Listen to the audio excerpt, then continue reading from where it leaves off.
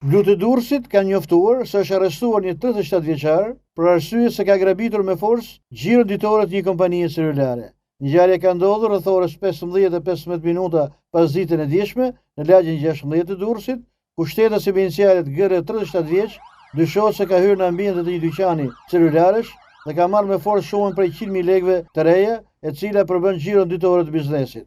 Pas marrjes së njoftimit për ngjarjen, shërbimet e forcës posaçme operacionale Shqiponja, në bashkëpunim me strukturët e Komisariatit Policisë Durrës, ka nisur me njëherë veprimet për identifikimin dhe kapjen e autorit të dyshuar. Sipas policisë, 37 vjeçari është lokalizuar dhe kapur në kohë rekord në lagjen nr. 6 të Durrësit.